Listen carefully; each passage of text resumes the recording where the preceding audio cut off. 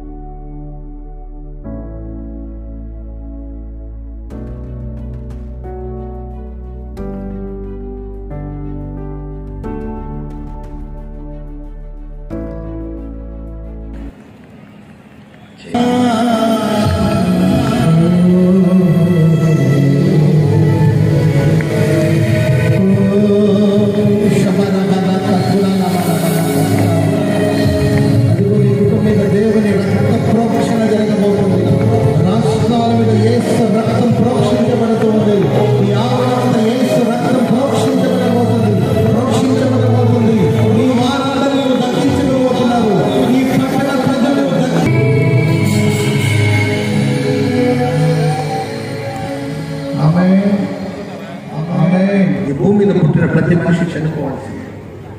ఆదాము చేసిన పాపాన్ని బట్టి మనుషులందరికీ ఆ శాపం, ఆ మరణం అనేది వచ్చింది. అందరూ మరణించారు. పరలోకమందు దేవుడు తన దివ్య కుమారుడైన క్రీస్తు ప్రభువు వారిని లోకాన్ని పంపడానికి కారణం ఏంటంటే ఆయన మనం ఎంతో స్తోత్రం చెప్పండి. అందుకోసం యేసుక్రీస్తు ప్రభువు వారిని మన కోసం ఎవరైతే విశ్వసిస్తారో, ఎవరైతే యేసుని నమ్ముతారో వారిని కొనిపోవడానికి కొరకు ప్రభు త్వరగా రాబోతున్నాడు. ప్రభు త్వరగా రాబోతున్నాడు. మనం నిత్య రాజ్యంలో ప్రవేశించబోతున్నాం. ఆమె చెప్పండి గట్టిగా. హల్లెలూయా. లోకం శాశ్వతం కాదని చెప్పండి. పక్కన వాళ్ళని చూసి లోకం శాశ్వతం కాదు. ప్రభు త్వరగా. కొందరు చెప్పలేకపోతున్నారు, కొంతమంది చెప్పలేకపోతున్నారు. ఎందుకు అంటే ఈ లోకం విడిచి రావడం ఇష్టం లేదు కొంతమంది. లోక సంగతి ఎందుకంటే కుర్చీని వదలడానికి ఇష్టం లేదు. కొందరు కుర్చీల కోసం కొట్లాడుకుంటున్నారు, కుర్చీలు వదలలేకపోతున్నారు. ఈ లోకం శాశ్వతం కాదని పక్కన వాళ్ళని చూసి చెప్పండి. చెప్పండి, చెప్పాలి. Praise lord. ప్రభు త్వరగా వచ్చుచున్నాడని చెప్పండి. గత 10 రోజుల క్రితం ప్రార్థన చేసుకుంటూ ఈ గుడారాల పండుగ నిమిత్తం, ఈ వర్తమానాల నిమిత్తం ప్రార్థన చేసుకుంటున్నప్పుడు ఈ వాగ్దానాన్ని మరలా పునఃప్రతిష్ఠించమన్నారు. ప్రభు మరలా పునఃప్రతిష్ఠించమన్నారు. ఏమిటది? నీతి అను నా దక్షిణ హస్తముతో నిన్ను తోడు. దేవుని వాగ్దానాలు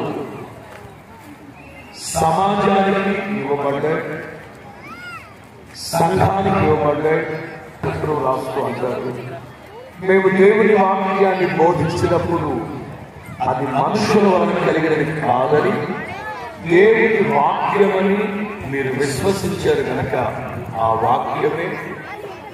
వాక్యమే విశ్వాసులైన మీలో కార్య సిద్ధి కలుగ చేయును కాక. 9, 10 2 వాక్యాలు కలిసి ఉన్నాయి.